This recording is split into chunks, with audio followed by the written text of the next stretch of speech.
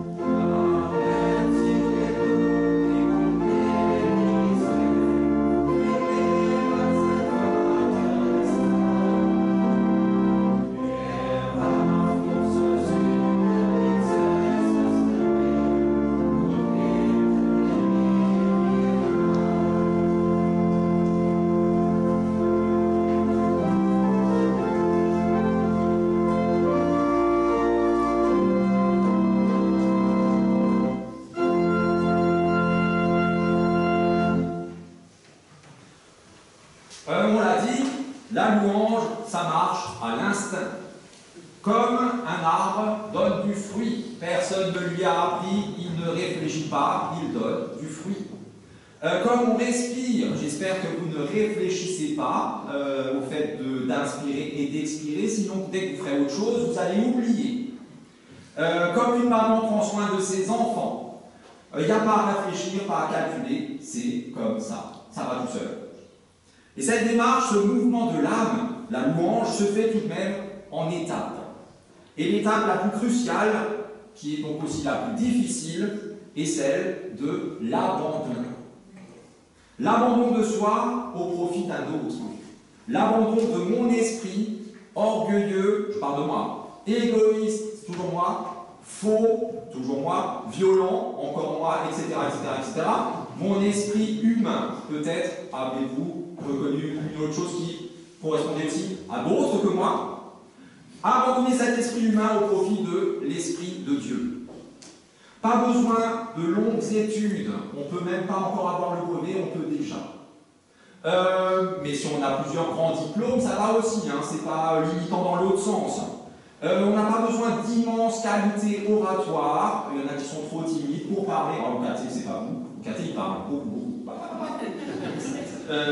Et venez parler ici, plus personne. Pas besoin de quoi que ce soit de précis ou de restrictif. Il suffit de dire simplement une petite phrase ou du style de cette petite phrase: Seigneur, me voici, je m'abandonne à toi, viens et vis en moi. Ou quelque chose qui ressemble à ça, ou qui veut dire la même chose. C'est tout aussi simple que ça. Alors avec ce deuxième chant, qui est sans doute nouveau pour vous, que nos âmes entrent ou poursuivent leur cheminement dans l'abandon à notre Seigneur. Voilà. Et donc ça c'est un des chants dont je parlais avant, où je ne chante pas ce qui a marqué. Les paroles, plus ou moins, mais alors le reste...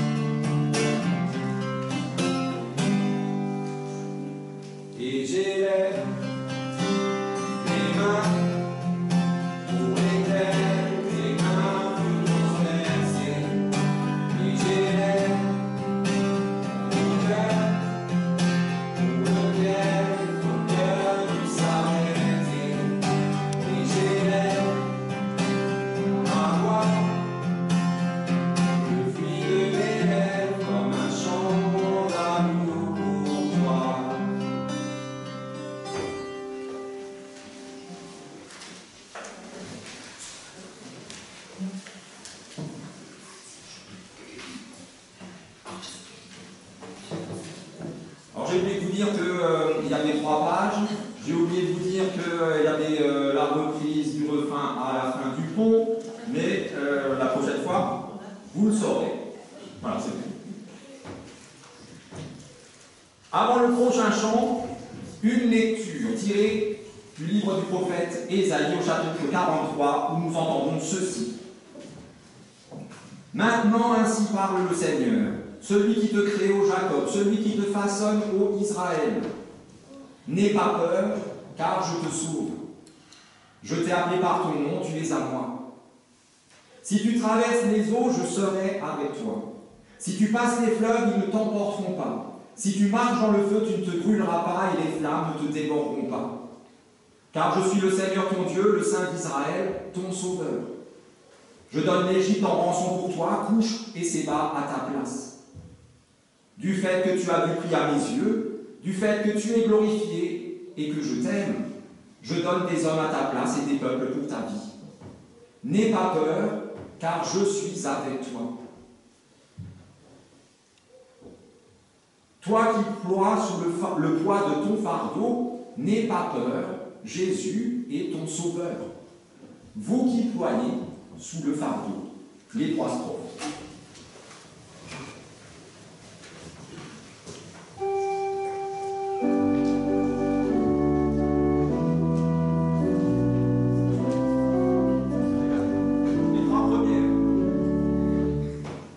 Les 3 premières strophes. Oui. Oui. Et pas la 4e. Pas la 4e. Bon, stop.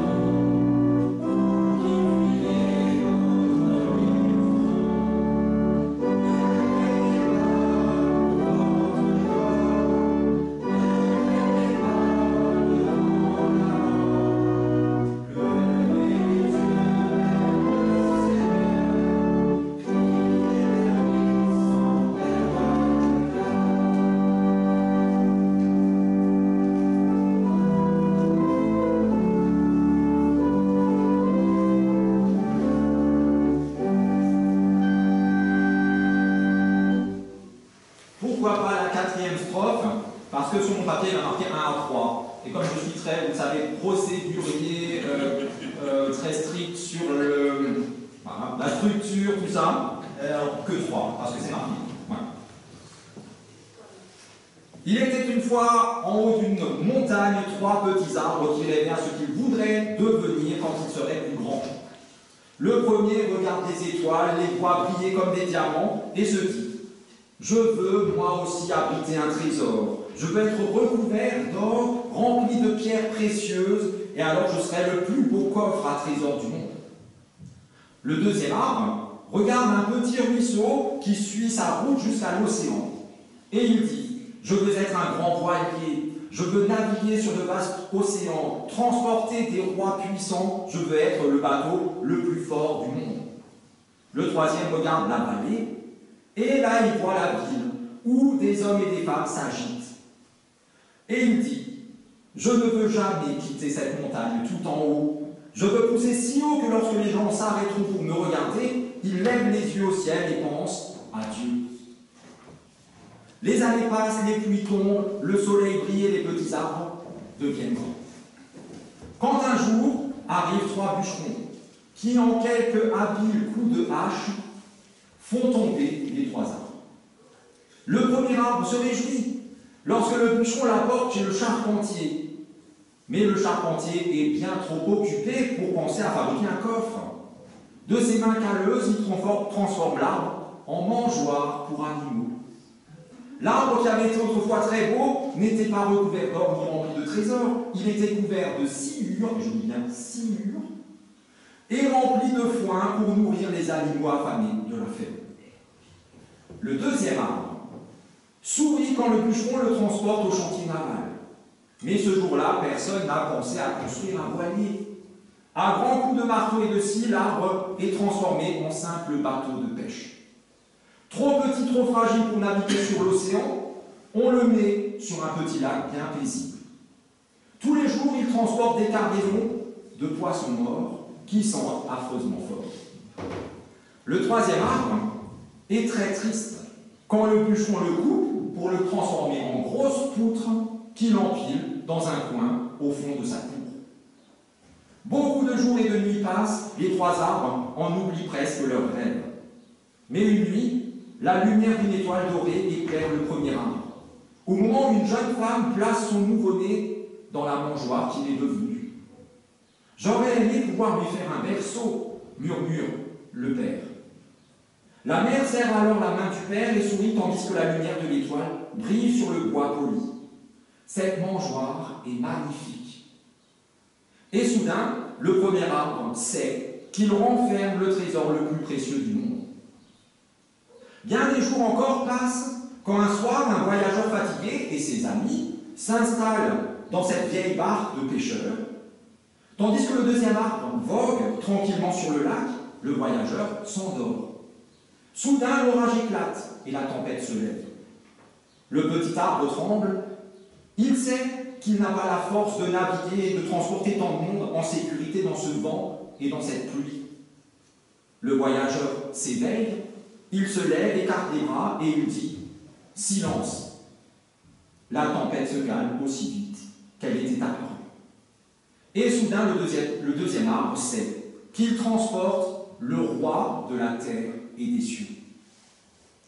Encore quelques temps plus tard, un vendredi matin, le troisième arbre est très surpris lorsqu'enfin ses poutres sont arrachées à la pile de bois oublié. Transporté au milieu des cris d'une foule en colère et railleuse, il frissonne quand les soldats clouent sur lui les mains d'un homme.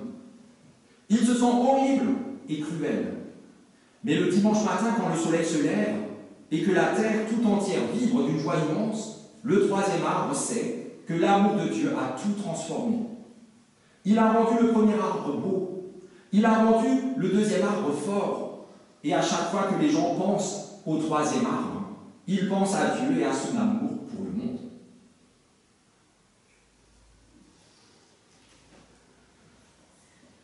Le chant suivant utilise une autre image biblique.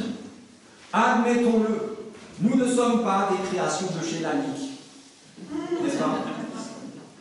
Admettons que nous ne sommes que d'humbles vases d'argile, de la terre, avec des imperfections, des bosses de temps en temps aussi. Réjouissons-nous, car nous sommes entre les mains du potier. Et prenons conscience, réalisons pleinement que c'est ce potier qui nous donne notre valeur, c'est l'usage qu'il fait de nous qui nous rend nobles et dignes, peu importe de quoi nous sommes faits, peu importe notre forme. Vase d'argile. Ça peut être. Chantez quand même.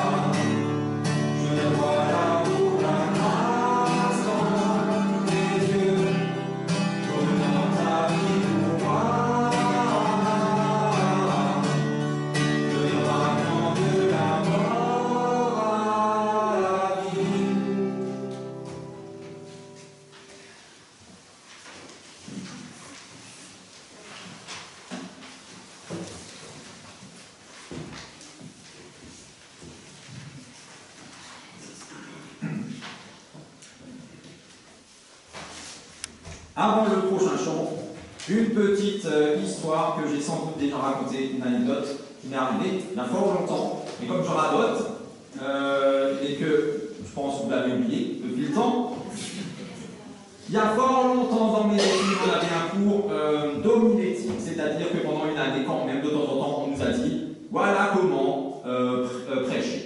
Voilà, c'était bien. Et donc, dans ce cours, chacun préparait une prédication, la proposait aux camarades, et ensuite on débriefait, on voyait qu'est-ce qui va pas, qu'est-ce qu'on aurait fait, etc. Tout ça, voilà. C'était ça le but du jeu. Et une camarade,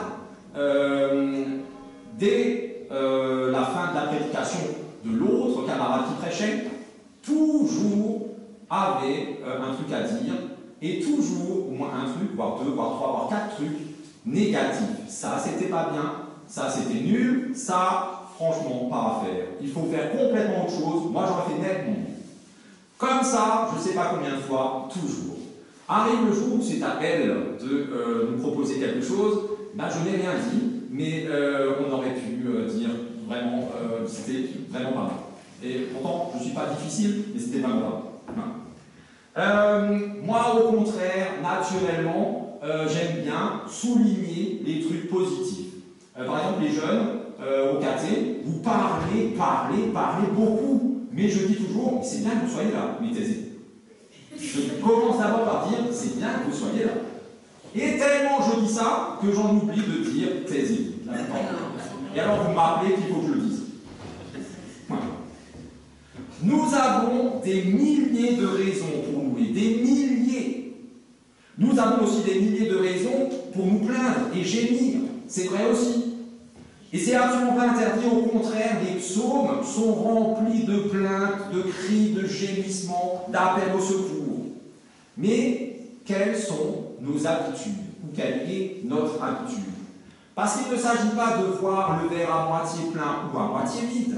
Il ne s'agit pas de voir le verre à 3/4 plein et 1/4 vide, ou 3/4 vide et 1/4 plein. Il ne s'agit pas de le voir, peu importe la proportion. La question, c'est que voyons-nous, que soulignons-nous, à quoi donnons-nous de l'importance en premier? Parce que c'est ça qui va guider notre regard et qui va guider notre façon de vivre ce que nous sommes en train de vivre. Si dès que j'arrive, je vois que c'est la mauvaise nappe et que ça me pourrit le culte, restez chez vous. Parce que c'est, je ne sais même pas si c'est la bonne. Pour moi, c'est la bonne. Hein. Oui, c'est la bonne, c'est la bonne. Voilà. Vous voyez où j'en étais? Voilà. Les malheurs, même à la tonne, ou la petite fleur qui perce au milieu du béton, même si elle est bien seule, qu'est-ce que nous voyons en premier? Que mettons-nous en avant? Ça n'écarte pas le reste. Le reste existe, on le prend en considération aussi, mais qu'est-ce qui prime dans notre vision et dans notre démarche? Et c'est pour ça que nous chantons le chant suivant, Bénis Dieu pour mon âme, sans doute un chant nouveau aussi pour vous.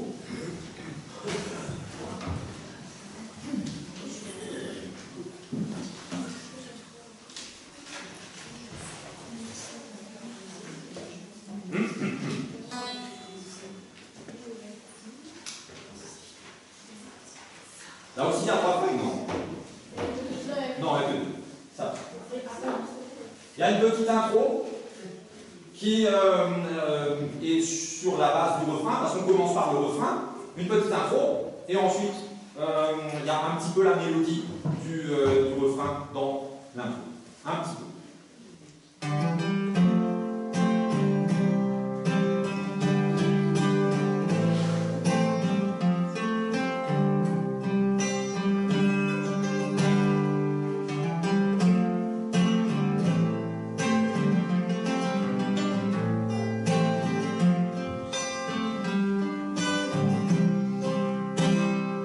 Bénis Dieu, mon âme, oh mon âme.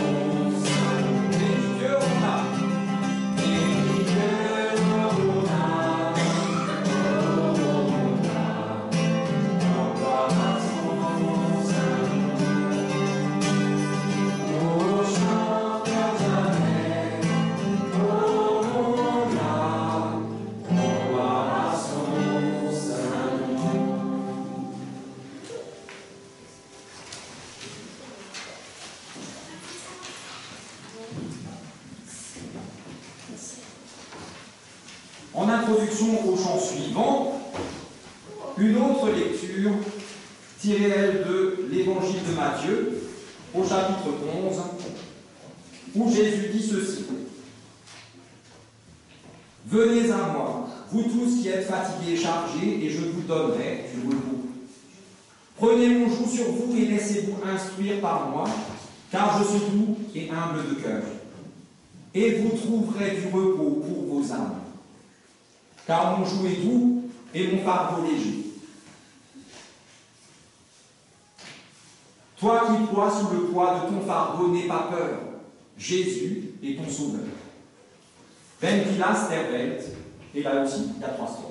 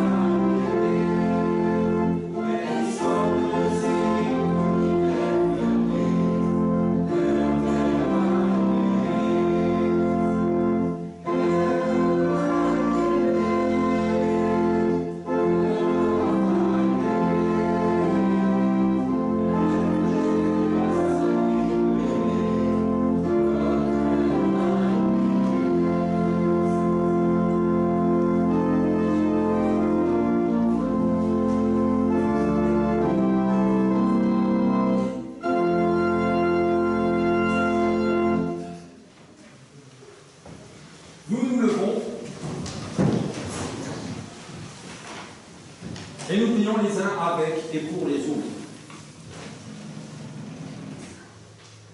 Notre joie est de te louer, Seigneur Dieu, par ton Fils Jésus-Christ, car en lui nos cœurs sont illuminés. Nous attendions un surhomme, tu nous as donné un petit enfant. Nous attendions un chef, tu nous as donné un frère. Nous attendions un justicier, tu nous as donné une victime. Nous étions la proie de la haine, et voici l'amour. Nous attendions la peur, et voici la joie. Nous attendions la nuit, et voici la lumière. Nos sages sont aléatoires avec leurs richesses, et c'est toi qui les as comblés. Nos puissants sont aléatoires avec leurs paillettes, et c'est toi qui les ont adorés. À leur suite, avec l'Église universelle, avec les puissances du ciel et de la terre, avec le peuple des sages et des humbles, nous chantons l'hymne de ta gloire, avec les mots que tu nous as toi-même appris, en te disant « Notre Père, qui es aux cieux, que ton nom soit sanctifié, que ton règne vienne, que ta volonté soit faite sur la terre comme au ciel. Donne-nous aujourd'hui notre pain de ce jour. Pardonne-nous nos offenses, comme nous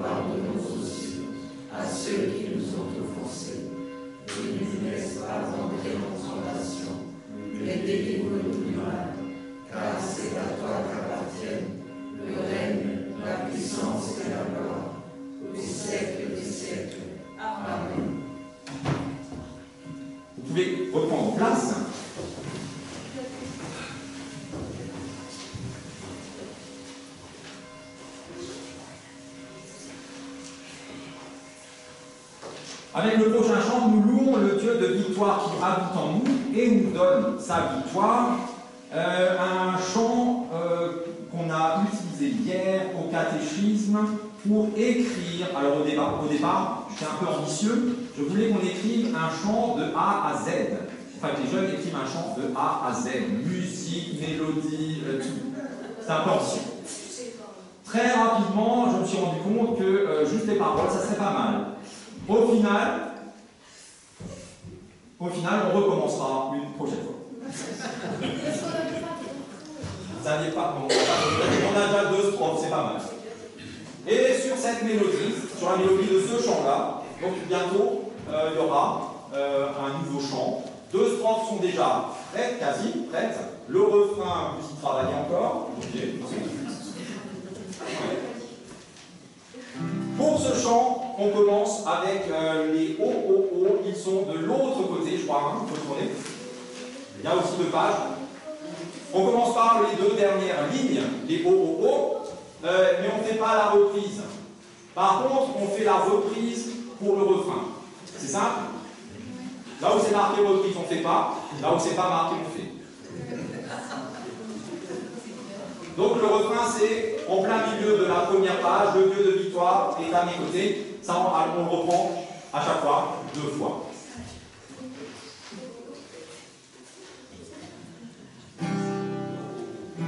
On commence par les O.